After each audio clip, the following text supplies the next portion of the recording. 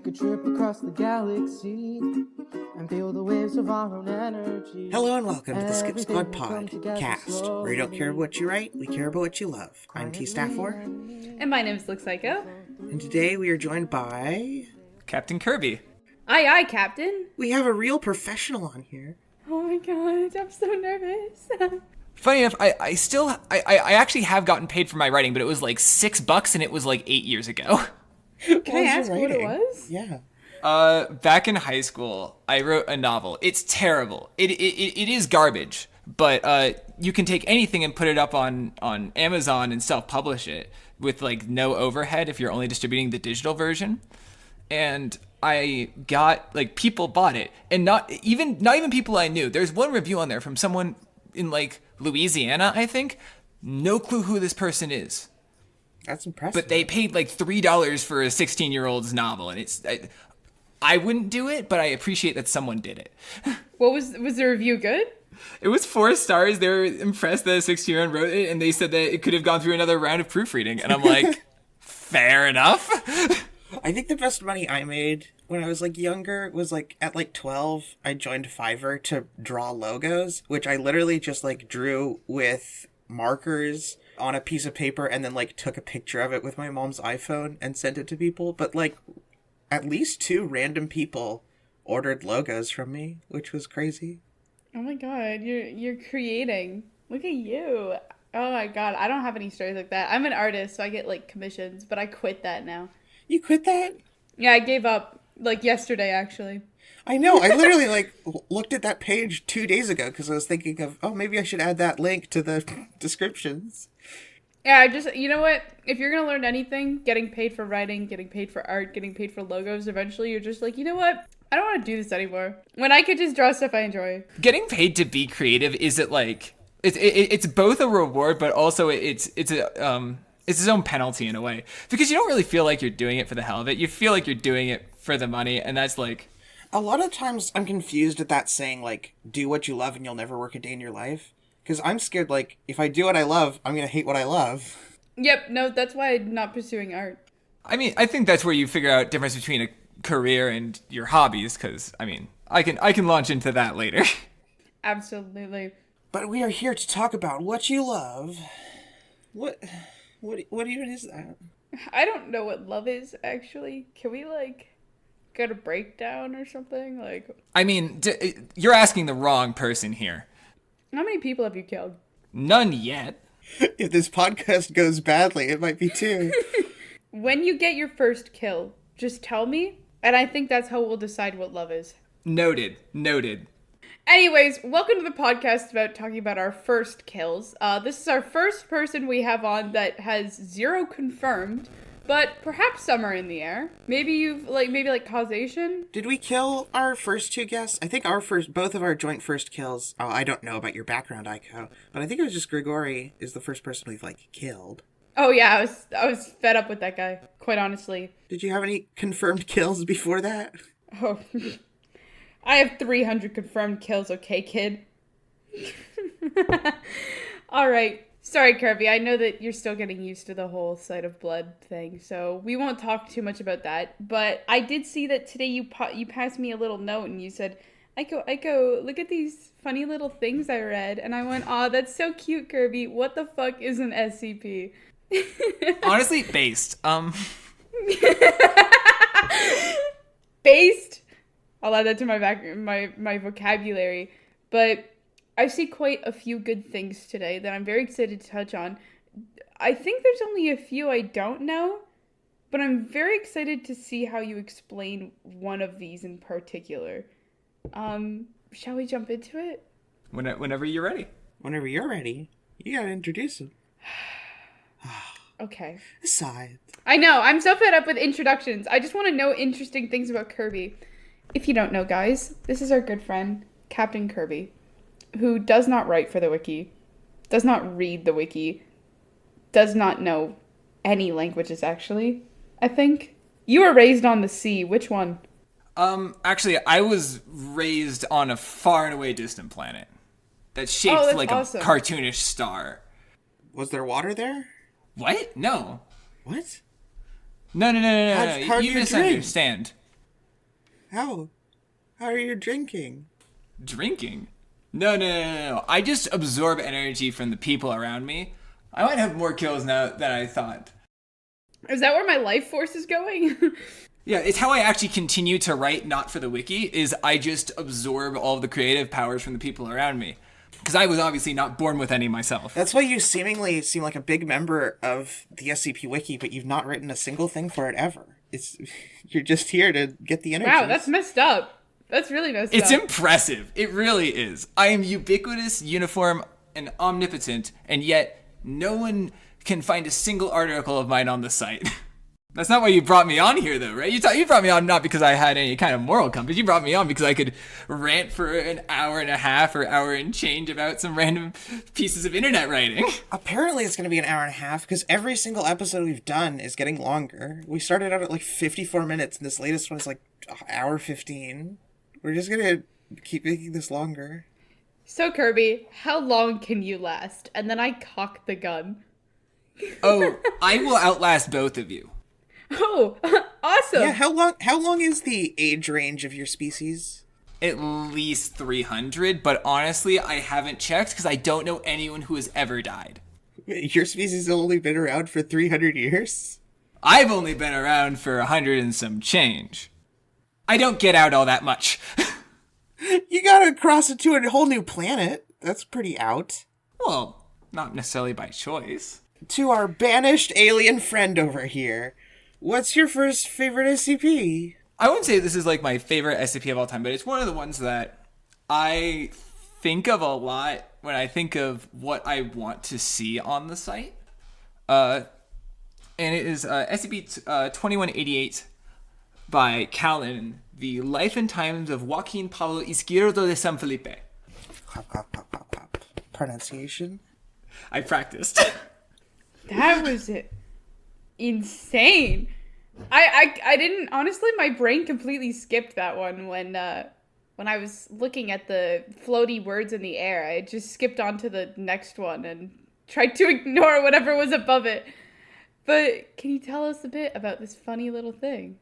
Right. So, the anomaly that the article is based around is this relationship between Joaquín and a town, specifically the town of Dotson, Nebraska. Joaquín is essentially an eccentric. There's a lot of words to describe him, but I think the most all-encompassing one is an eccentric artist from South America. Typically has spent most of his life around Montevideo in Uruguay, and there has essentially been established a link between the various antics that Joaquín has been up to and the creative and artistic subculture in Dotson, Nebraska, and how that evolves kind of like to match the things that Joaquín does. And so the article, there's not a lot, it's not an article that has a really big, massive concept or is really trying to mess with you. It's a much, I would call it like a softer article, like soft spoken, I guess, if I was to anthropomorphize it. And what you mostly see is these clips and these little excerpts from field reports of the one agent that the Foundation sent to essentially keep an eye on Joaquín and make sure that he doesn't get up to anything too ridiculous. Because if he does, then who knows what's going to happen to the residents of Dotson. So I was immediately hooked by this one with the premise. SCP premises can sometimes get a little tired, and it's more just like what they do with that premise than what the premise is. But for this one, like immediately, this is the combination of some random artist in Uruguay and the town of Dotson, Idaho, whatever it is. Nebraska. And that's just it's like the best Midwest hook. United States. Another American. I have enough of you around me. Yeah, but this one isn't all about the Americans. It has some variety to it. It has some cultural texture. Oh my god. Thank God. I couldn't tell by the name that's like 500 syllables long. Wow. Ico racist arc. What? I'm sorry. I'm French. Listen, it's in my blood. That explains a lot. Okay. But also just the way the like notes are written, you see a lot of these like series of journal entries things, but this one has a beautiful way of having a setup and a closing to each journal entry.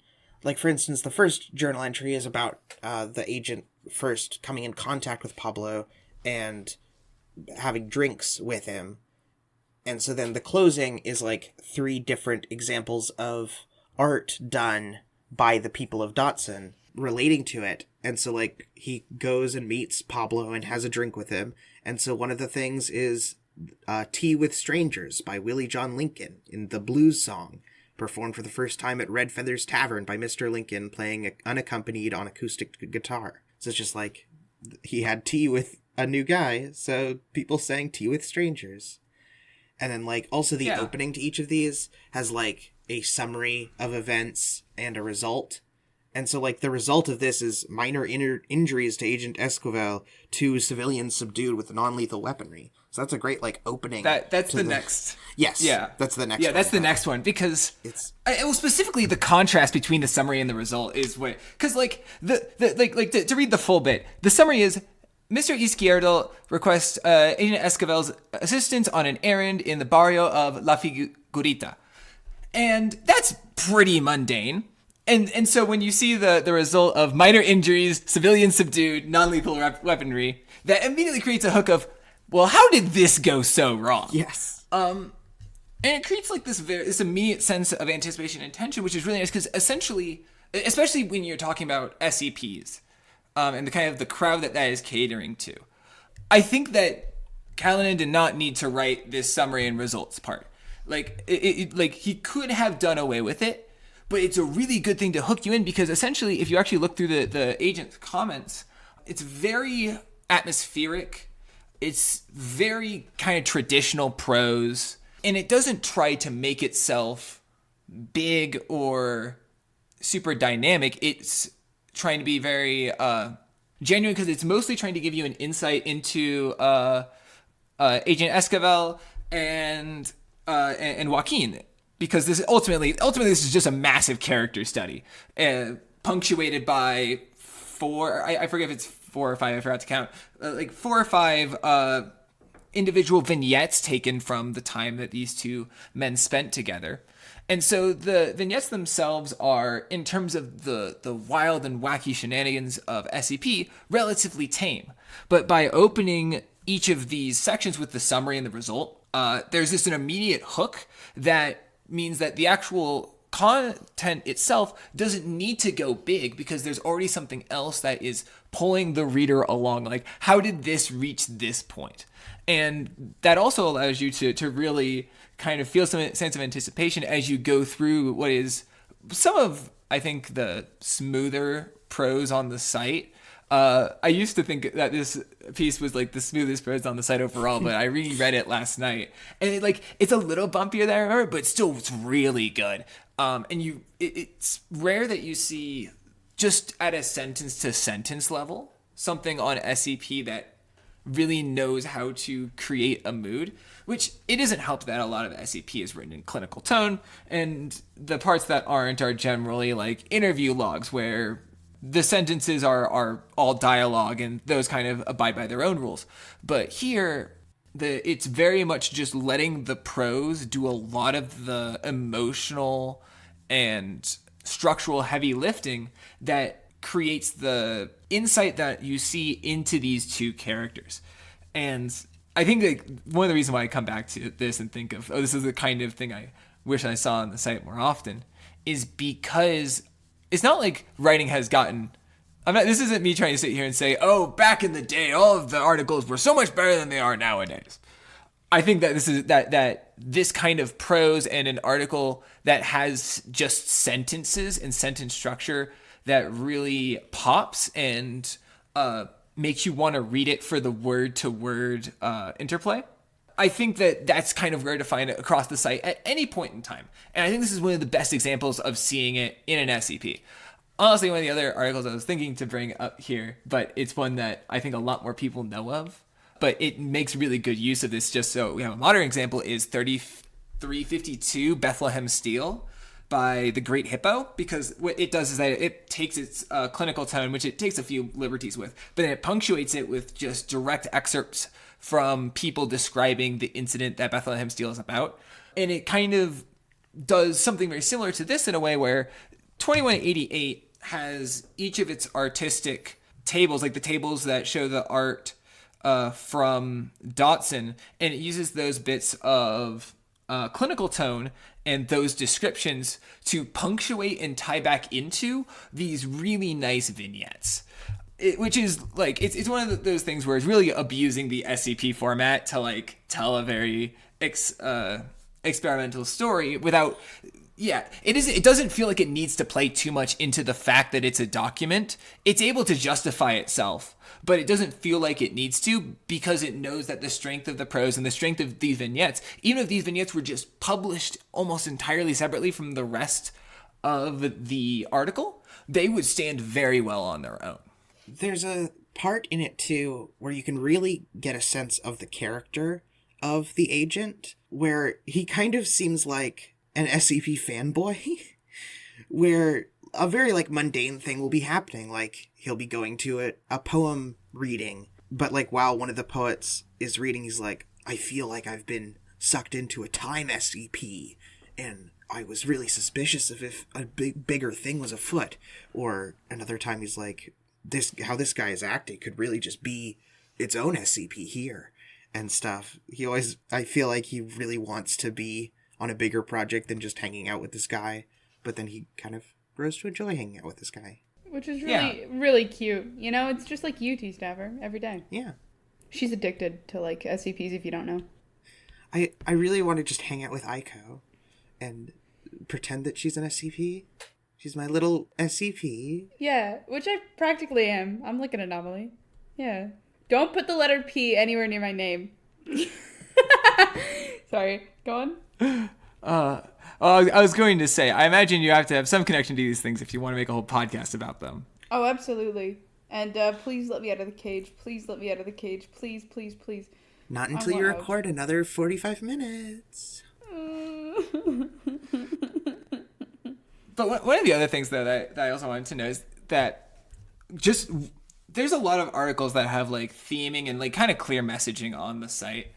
And one of the things that I think 2188 does really well is that it kind of blends the messaging and builds upon it. Like the concept of escalation is a common theme throughout a lot of fiction, but it's like super focused on an SCP, because that's one of the main ways that you're going to kind of create this tension when you aren't necessarily looking at like a character trying to overcome a conflict, is that you just want to escalate and you get things bigger and bigger and bigger. And here, as the nature and kind of wildness of these vignettes kind of escalates, also does the clarity of the thematics and messaging of the actual article also escalates. And it culminates all in a point where where is the line? It's in the fourth one, or second to last one. Pretty sure there's 5 and this is the fourth one. Where after all of this stuff has happened, Joaquín has had all of these portraits commissioned, and they turn them around, and they aren't actually portraits of Joaquín, even though that's what he requested. They're all portraits of different people from Dotson. And the agent's like, oh my god, did I just accidentally let the subject discover he's part of an anomaly? And instead, he says, don't you see, they have always been here, in the realm of the unexpressed idea, waiting for their opportunity, and they got tired of waiting. So here they are, coming to us of their own accord, being themselves and me at the same time. I am, we all are, all of us of this realm. The natural flow of something, I'm not sure what. It's returning somehow. Do you understand what I mean? And that line, like, kind of very much puts the, like, point of the article on its face. But the thing is that Joaquín has been built up in such a way that usually if you're going to be so direct about what is the article about, what is going on here, even if it's not giving real answers, if it's, like, direct addressing it, usually it's going to feel a little flat. It's going to feel a little bit like you're bashing the reader over the head with it. But here, this line is so incredibly, like, it's so very, very Pablo. Because throughout the whole thing, his whole entire character is about making these grandiose, semi-philosophical statements that sound ridiculous. And so when you get to this one, you're like, yeah, classic Pablo. Yeah. And it's one that's like basically true. He is an anomaly that's connected. Yeah, he's like right on the money, but it doesn't feel forced. It feels like it flows nicely, and the line feels perfectly in character. And I think a lot of articles would actually just stop here, because like there's a thing in SCP where oftentimes in any kind of story you want kind of the last moment to be the most impactful one, and usually that means like immediately after the climax, you that's kind of the climax hits, the reader has the most impactful moment, and then kind of anything after that's gonna feel like slower, not quite right. And so what a lot of SCPs kind of do, in line of just kind of not actually answering questions and not really finishing out their plot, which is a very horror SCP kind of trope, a lot of them will just stop right after the climax. So you'll get that line, you'll get the line at the end of that, which is, I understand completely, and then this little, maybe like the little table, and then a lot of articles would end here. But Kalinin is like, no, I want to give this story a complete and entire feel to it. Because even though that would be right after the climax and kind of be at the high point of the article, it wouldn't feel complete. Because a lot of SCP articles, they feel satisfying, but they don't necessarily feel complete. And so Kalinin actually writes a denouement, a falling action to the story, which you don't... It's not like nobody ever does this in SCP, but it's a lot less common than you would see in traditional fiction. Definitely. It's a nice, just like, ending to an article. Yeah, you get to see the culmination of the relationship. You spoke so passionately. I'm like lost for words. Damn, that was like an article within itself, Kirby. I told you, I could ramble for an hour and a half uninterrupted. It's not even rambling. It's just like, I don't know. It's just so nice. Thank you. How long has your podcast been off the air? Like a year by now? Yeah, you've had like a year of buildup of podcast energy, and you're just dumping it. Close enough. Yeah, that's pretty close. Well, let's move on to our second one. Yeah, Kirby, come on. Let's move on. Jeez. It's been like 25 minutes. We're bored. It's been 2 years. How could you done this? Please help us. Kirby locked us in the basement and won't let us leave. You thought that I was trapped here with you. And then I turned around and I realized that you had the key. Yep. All right. That's horrifying. Yes. So we want to move on to something that's borderline plug, because we're finally reaching an end of death article. Yeah. Captain Kirby found a way to backdoor his own stuff in twice in this list. Oh my god. For what it is worth, I like these two articles, even though they are end of death, they are some of my favorite stories, period. Like, yes. They are they're so good. Like, Hypnotraline might be like the single best GOI format on the site. It's a close race between it and My Father's Values. Is that a project proposal? What is that? It's Are We Cool Yet? Very old Are We Cool Yet project proposal. Yeah. It's absolutely slaps. I recommend. I do like if you haven't read it, actually pause this podcast and go read that now, and then come back and we're going to talk about a different article. It's a really great one. You need the context of that one to know everything that we don't talk about it. Exactly. You should go read it before you hear anyone else have opinions on it, so that way you can form your own. Because I'm going to force feed you my opinions on Hypnotraline. In the comments, someone's gonna be like, "Yeah, I thought it was fucking shit." Well, and that's okay. There are so many people in the world who are just wrong. It's so true. And also, before you move on from it, it is Hypnotraline by I see why you didn't say who it was by. I'm freaking out. So I pronounce it Veiedhimaedhr? I think it's Veiedhimaedhr. Veiedhimaedhr. That's how I've pronounced it. He went through so many other names that were all so much more pronounceable. I wanted to say, like, Veiedhimaedhr. I would have said Veiedhimaedhr, because we just skip out the AE, but you know what? For ease, Veiedhimaedhr.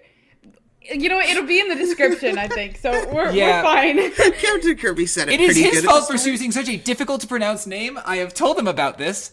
He's great. He was one of my collaborators on End of Death, but he also knows what he has done. I mean, a ritual at the start of like joining any voice chat for me is people saying, "Hey, how do you pronounce your name?" So I'm used to it. But yes, so this is an End of Death article. If you are not familiar with End of Death, what are you doing? Me nervously. I don't know anything about End of Death, by the way, in brackets. How? Kirby, don't Fine. look at me like It's that. fine. Anyways, essentially, everyone in the world is immortal, but it's not like Eternal Youth style. That's all you really need to know for the context of this article. There'll be more context when we get to the second End of Death article on the list. But for now, that's all you need to know for this one. Because essentially, Hypnotraline is an article about Marshall Carter and Dark trying to sell people a drug that will allow them to not die, but fall asleep essentially forever. There's a lot to the article. It takes that premise and it says a lot of things about that premise of what does eternal sleep mean in a, like, trying to sell eternal sleep in a world where everyone is immortal. Because again, it's not truly death, but it is that you are unconscious. And so, there's three main parts to it. There is the first part, which is so in every Marshall Carter and Dark article, there's a little bit at the top that they all have to fill in. It's kind of like the standard, item number, object class, special containment procedures, description, bit of the SCP, but for Marshall Carter and Dark. And one of those things they have to fill in for Marshall Carter and Dark is demand, which for Hypnotraline is none/high. And so the first part of this article that I think really kind of makes it pop is there's this small section where one of the people who essentially is running this part of the Marshall Carter and Dark empire, the person kind of in charge of selling these pills, is essentially justifying kind of like an esoteric object class why none/high works. There's a metaphor where life is a pizza, and it's so good. It's so ridiculous. It's the sort of thing where it's Marshall Carter and Dark, so it's very brutal in a way. It's very in your face, very capitalist. This is the way that the world works. Yes, your life is just like a pizza.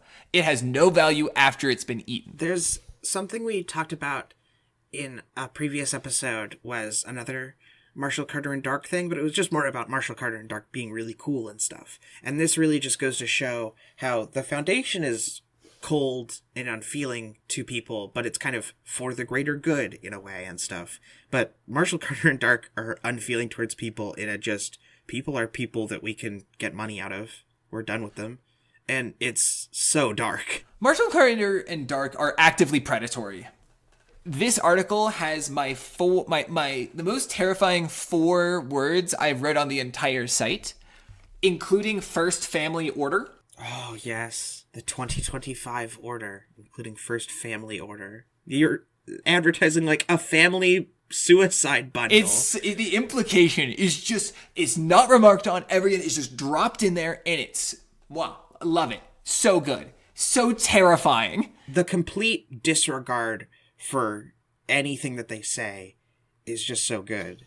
They talk about mass murder and stuff, and they're just well, that was actually a pretty bad day for sales. And then one of the other thing is, and then the other kind of part of the article that transitions into is talking about first of all that there is a black market version that doesn't actually work. It goes around and people are buying it because it's obviously cheaper than Hypnotraline, because a lot of people are... Marshall Carter and Dark is going to sell it for a premium. It's what they do. But the issue with the black market one is that if you take it, there's a chance that you become, quote unquote, a screamer. Essentially, people who, they aren't just falling asleep and being unconscious, but they are being tortured with endless nightmares. That's what I was scared you were going to say. The moment we started speaking about eternal sleep, I was like, I couldn't do that because I'm scared that I would have, I'd be stuck in a nightmare for the rest of my life. Yep. No, and that's exactly what you get with the black market stuff. Thank God.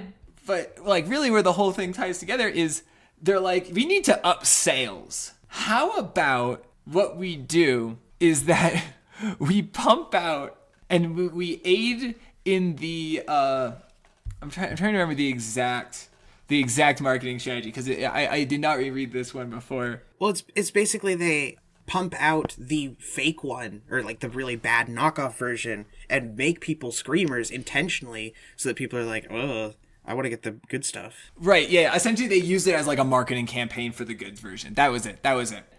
It's one of these things where the concept of the article is terrifying overall, but it's just the way that a lot of the moment-to-moment stuff is handled, and how it characterizes not just Marshall Carter and Dark, but there's two very distinct people in this article. There's Soo-Yun Lee and Jisoo Kim, and they're both working on this together. And Soo-Yun Lee is definitely more of the compassionate one, whereas Jisoo Kim is definitely more of the hardcore capitalist.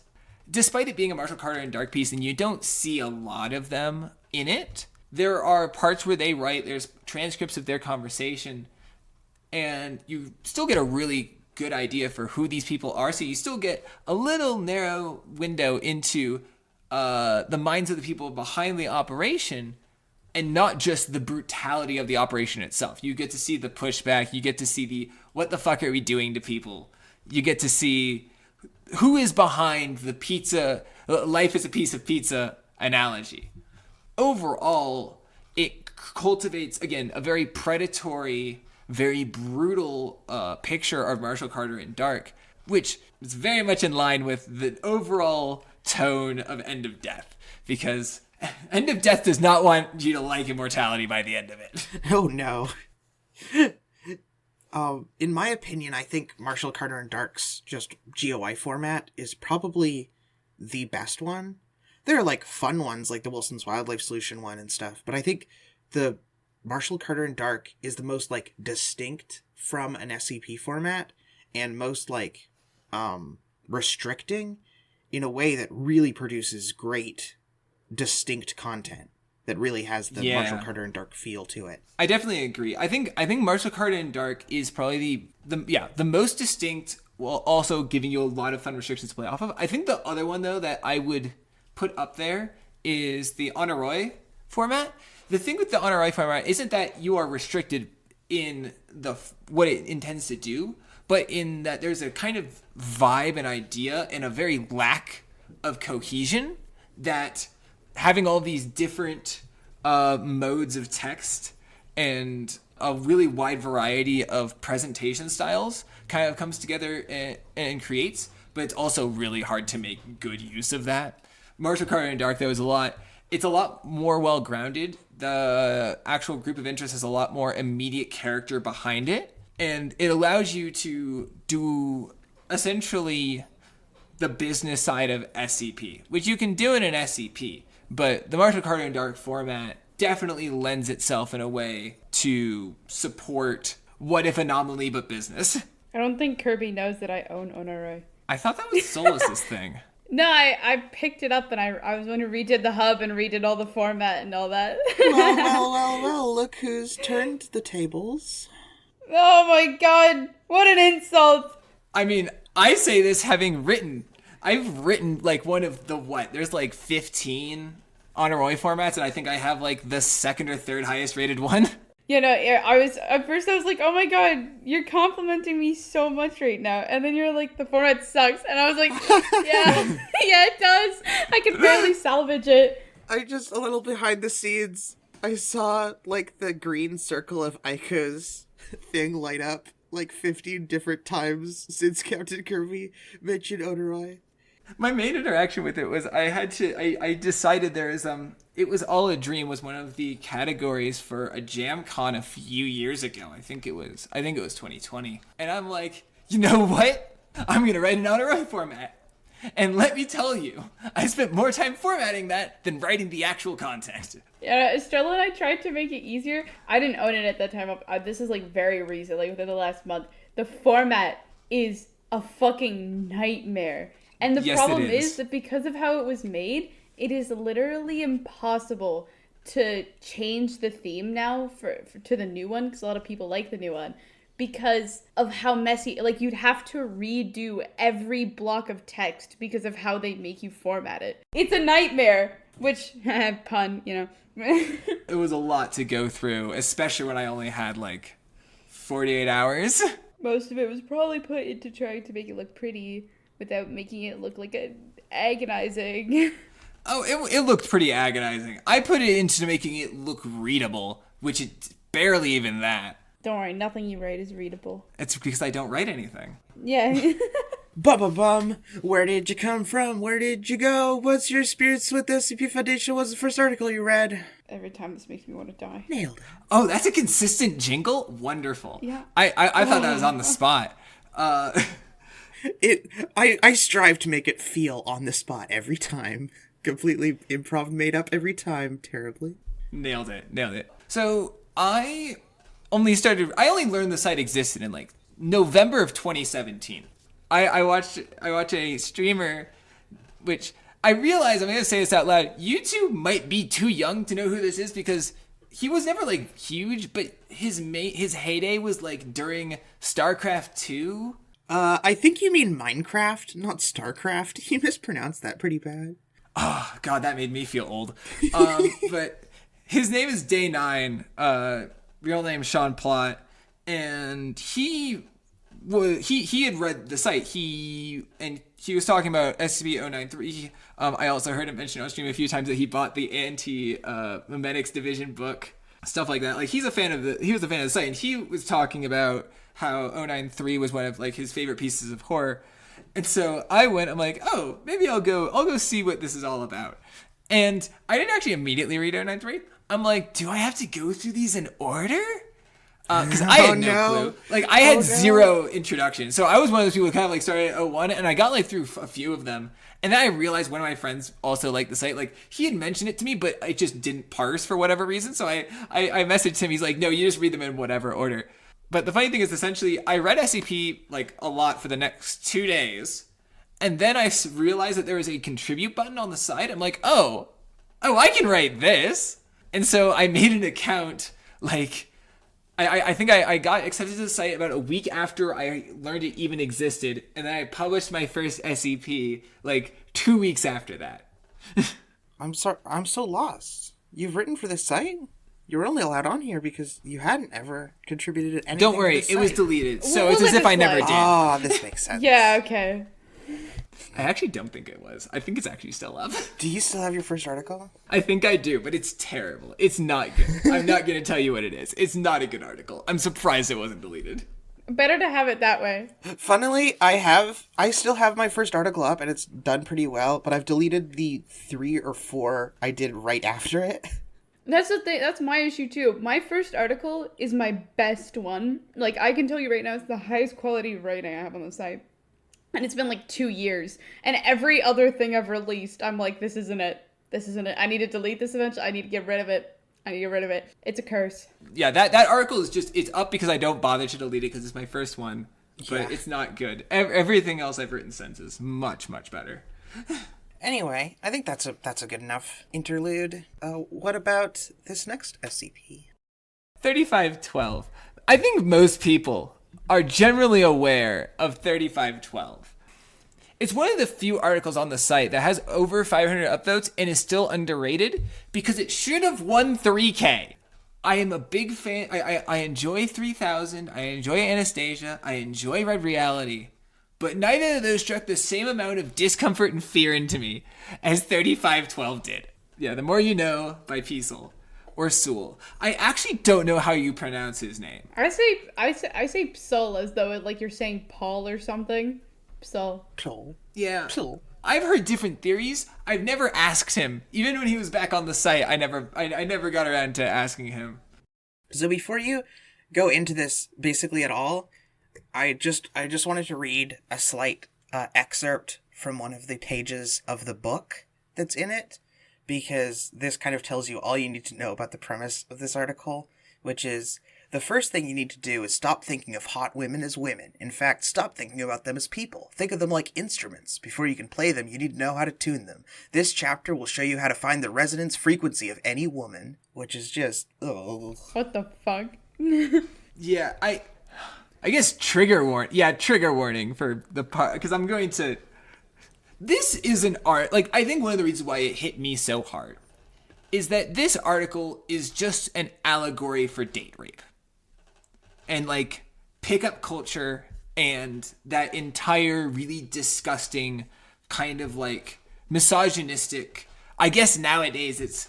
I think instead of pickup artist, the term that you hear more that I would say is associated with this type of culture is like the alpha male, sigma male, like all that really fucking cringe. It's kind of about that culture, but then very specifically, kind of some of the events and some of the things that takes place are very akin to what one might describe as date rape. The nature of the kind of injections are kind of subduing the victims and making them, instead of incapacitating them entirely, making them more like open to suggestion and agreeable. And also just like randomly screaming. Yeah. And then also the way that it ends with the exploration log deep into the chasms and like that really gross kind of with all of the I need to remember exactly what the imagery is because I think it was like tentacles in the There's also like a river of fat.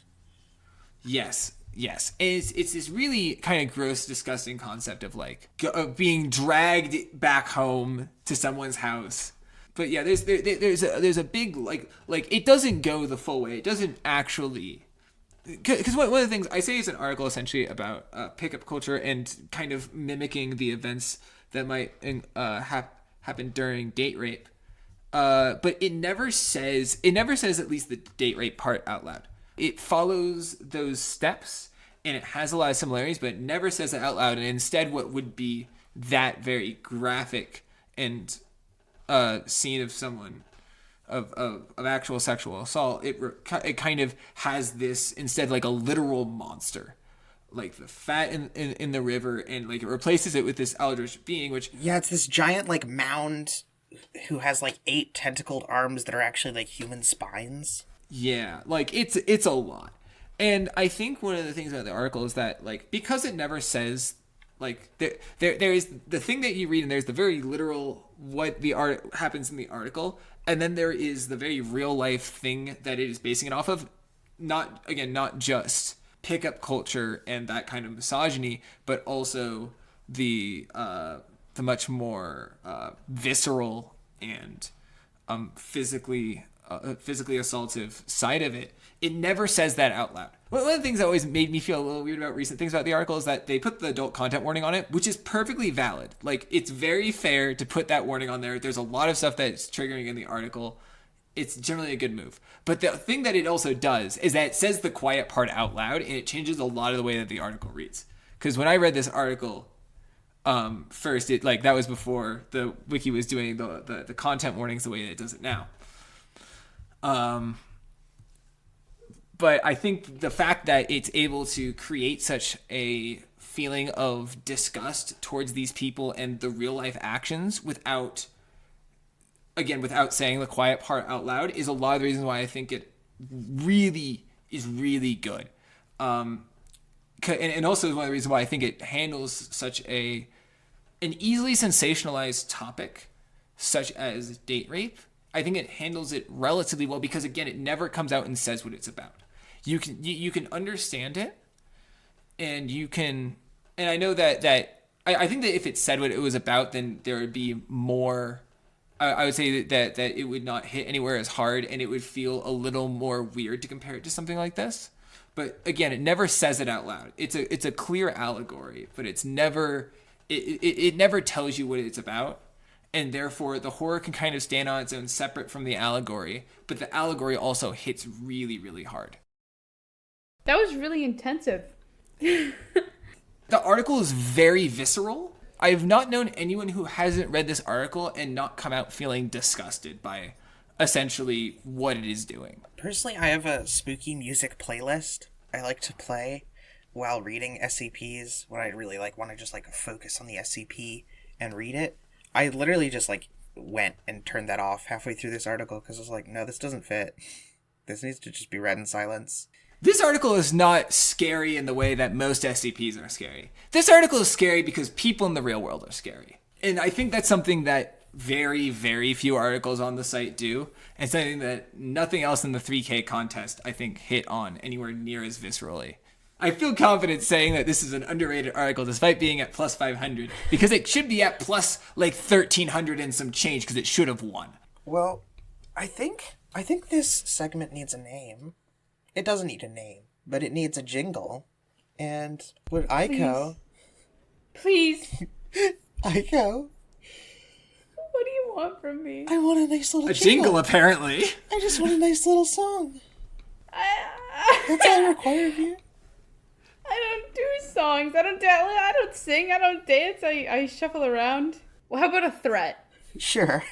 Hey, Kirby.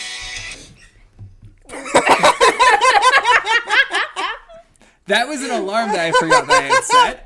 Well, that works. That's a great jingle. If you want to use it later, that's the chair. first half second of Cry Thunder from Dragon Force. So that was actually the bomb detonating from under your chair because you were too late.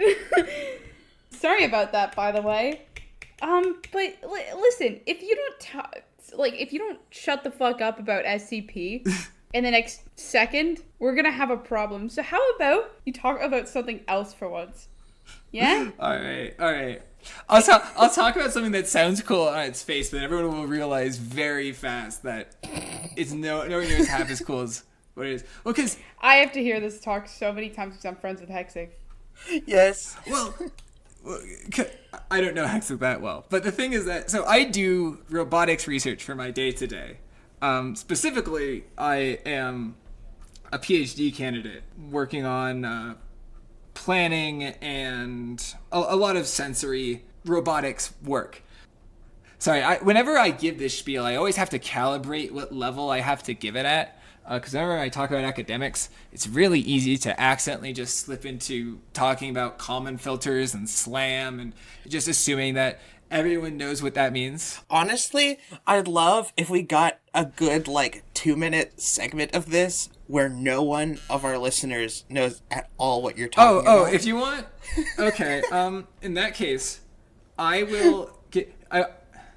Okay, so, one of the things that I've worked on is hopefully this will be the most comprehensive part of what I say. I worked on a stare detection algorithm, just to give an idea of the kind of problems that I solve, where essentially I took a point cloud and I first used, essentially you're able to take a derivative over the entire point cloud to figure out where you see certain deltas in specifically the z-axis to make sure that I'm actually looking for stairs. And when I'm able to use that specifically to get... I realize using the word derivative and talking about that isn't quite technically accurate. I was essentially able to get the eigenvector of each individual pixel based off of kind of the plane that it is a part of.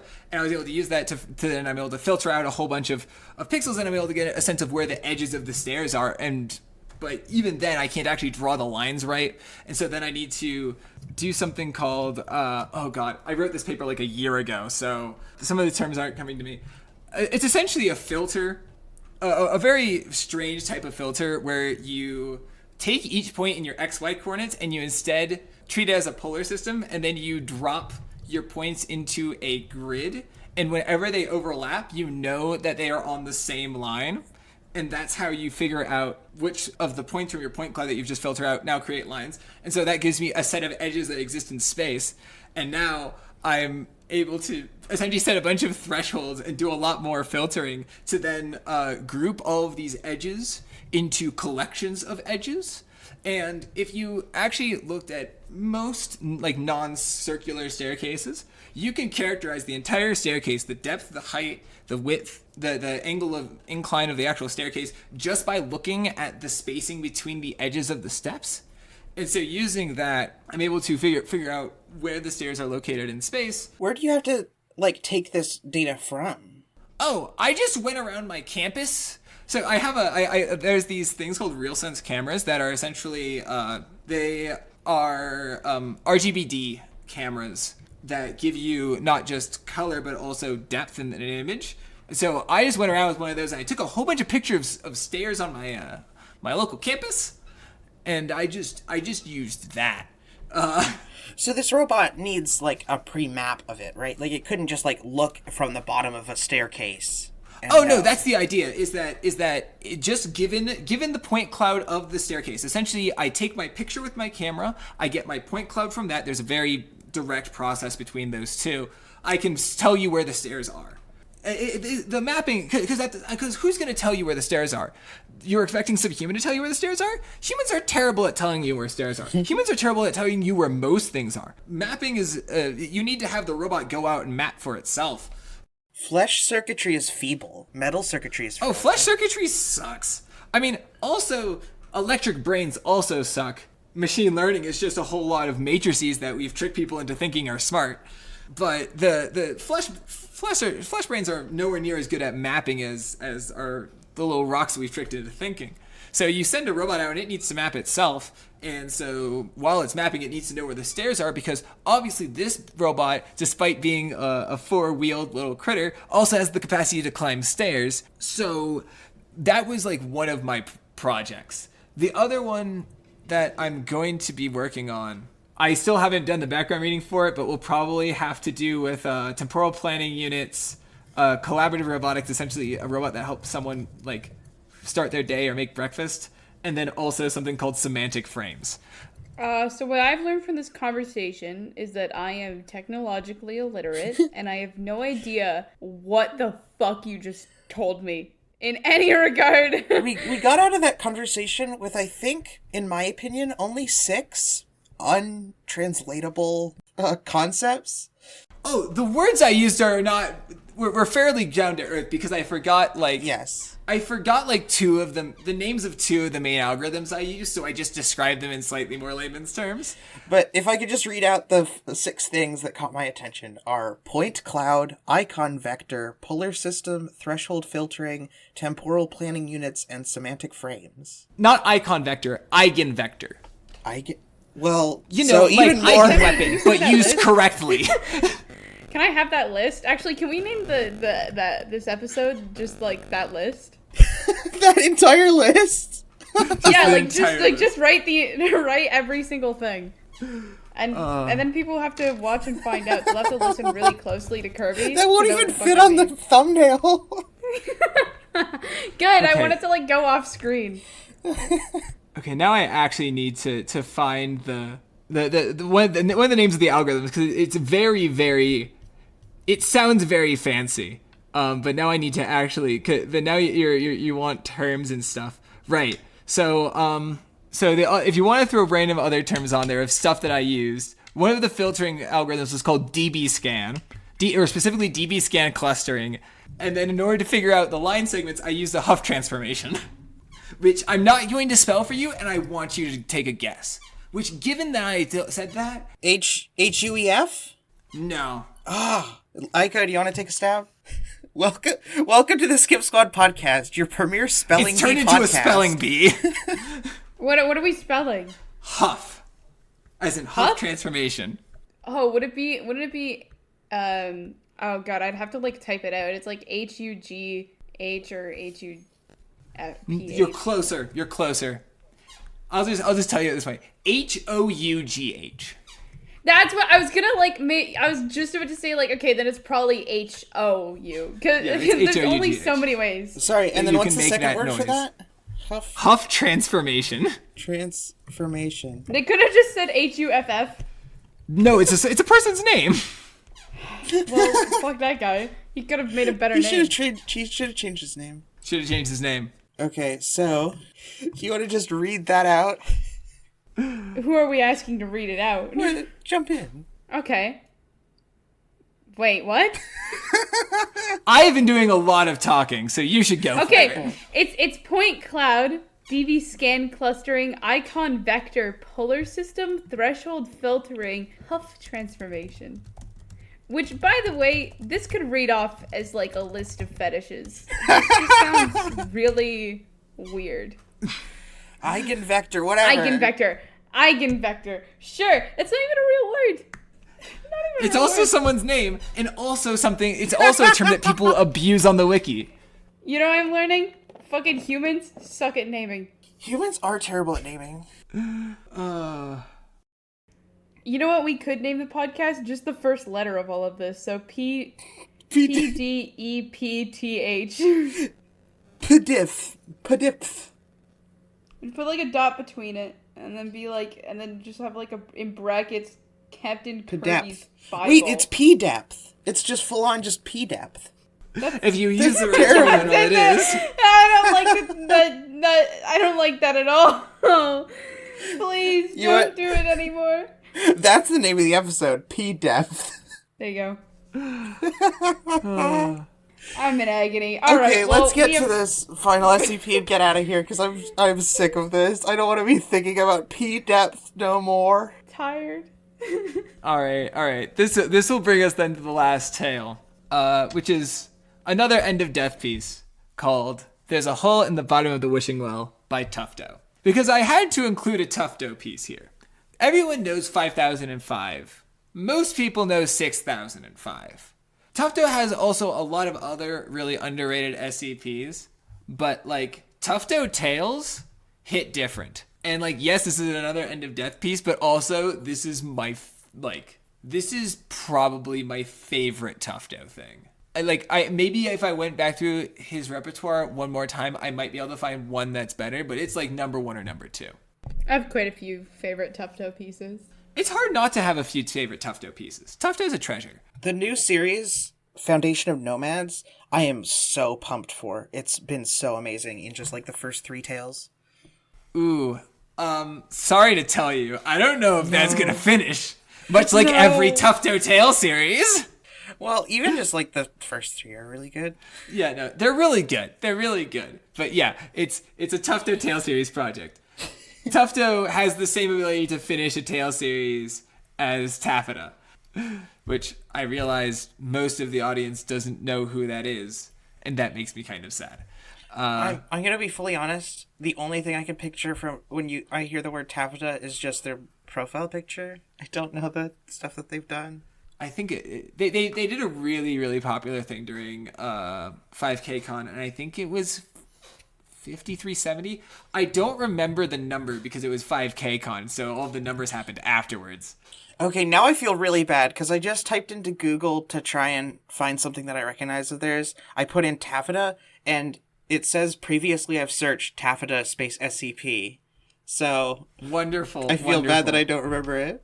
But anyways, luckily this Tufto Tale isn't part of a series. It's a standalone in the End of Death world, where one of the other aspects of End of Death I didn't touch on last time, but it's important to this, is that Prometheus Labs is running essentially a business where they are allowing people to transfer their brain from one body into another, so that way they can escape their old decaying shell of a person and take on a younger, more youthful one.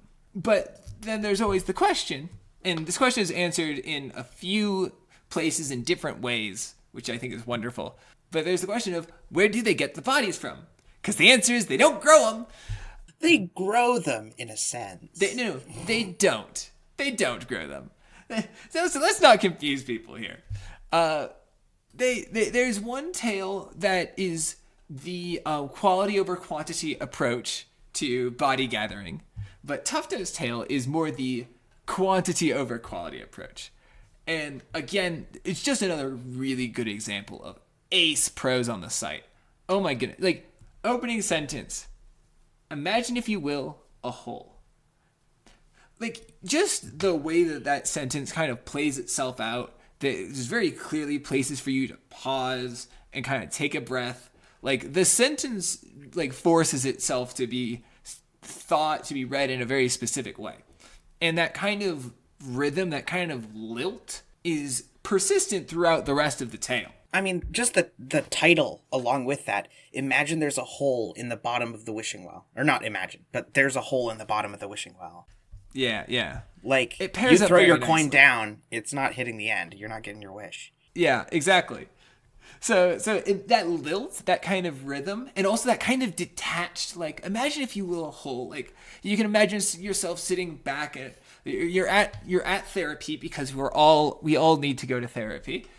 You're sitting there and you're being, and you're kind of hearing this kind of disconnected sort of voice And that kind of like disembodied kind of view that's not exactly emotionally invested in what's going on. It's not like there's never any emotional prose that's there, but it's very clear that the narrator's perspective doesn't have a personal connection to the people or events that it is describing. And that continues throughout. And again, very much doubles down on the theme of, in End of Death, the world doesn't care about you. The actual story follows. Again, if you haven't read it, pause the podcast, go read it, and then come back. As it goes, it's essentially a story about, if you've ever heard of the walled city of Kowloon, it's this incredibly densely populated little block of buildings in, I think, Hong Kong. It's either Hong Kong or like China proper, and I don't remember exactly where. For a while, until it was essentially disbanded and everyone was forced out because of safety hazards, it was the most densely populated space in the world. And essentially this takes place in an area kind of like that, where most people don't ever see the light of the sunlight because they aren't able to really go up top to the roofs. And there's a very like clear gang hierarchy within these walls. And the story is essentially a mother and a daughter, like a mother who's trying to provide for her daughter, and she gets caught by these people who just literally they raid the city, they capture relatively young, healthy-looking people, to bring back to be new shells for other people to inhabit. And so she gets it's about the way that she gets captured. It's about the steps that her daughter takes in her absence. It does this really good job of switching back and forth between multiple pseudo points of view. The other like big thing is, I mean, it's like 15 different vignette, like short little segments. Yeah. And each one starts with imagine something. And I mean, that takes on a whole new meaning at the end of it, but I don't want to spoil it. Yeah. Please do. Just go read the whole thing. Because the repetition of the word imagine, the way that it bounces from place to place, from piece to piece, like there's a really cool thing that I like that I see in internet fiction, but I don't see it in like kind of more traditional prose or like magazine stories or like anything novel, like that you see in a novel. And that's this really fast jumping back and forth between perspectives. Like dedicating no more than a few hundred words to any individual like section before going to another one. Because it really allows for this really interesting kind of pacing where you get a snapshot of a person going to work, and then we see all of this world building and backstory and lore just kind of get plopped right after that. And then it gives a new context to the piece that you just read. And then when we jump back into the fray, when we jump back into the actual present tense plotline, the foreground story, it also gives more meaning to that. So essentially, instead of having to do this thing where you have to both work on flowing your narrative into your world building, into your narrative, it's very staccato, it's very rigid, it's very jumpy, but it makes each section a lot more potent at what it's trying to do instead of trying to just dip and dab a little bit of world building here and there. It's a very incredible piece. It's so good. That the last line is straight up haunting. It's so good. And for our last line, we're going to be reading emails, which is a new thing we're doing. Congratulations, us. We've gotten big enough that we have an email. It's not even emails sent to us. We just we actually hacked into Kirby's account and we're just going to be reading random emails. Yeah. They've gotten. That's good because I haven't read my email in a while. Yeah, we can cover that now. Don't you worry. There's only one. It seems that nobody wants to talk to you. I'm very sorry. This is from Gooday, who was a guest a while back. He says, "Hey there, gamers. It's me, everyone's favorite guest, Gooday, still suffering away within Aligata after you shoved me through some strange flesh hole. Please let me out. I'm very scared." No. Well, first of all, no. And second of all, I don't know who gave you the title of favorite guest, but they were lying. Our favorite guest is Kirby. I look forward to losing that title soon. Yeah, no, once the next episode comes out, you're gone. So, I'd savor it while you can. You know? Understandable. Cool. So I think that wraps us up then.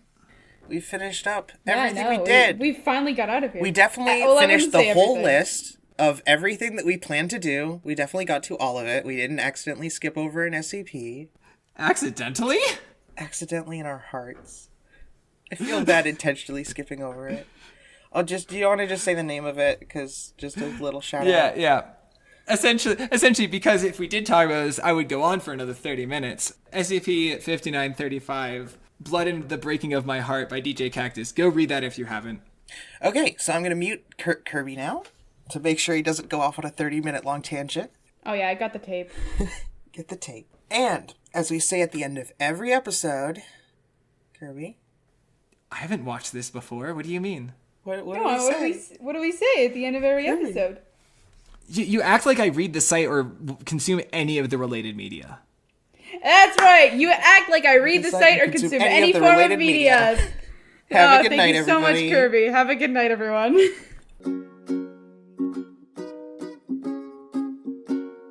That was horrible. I didn't record any of it.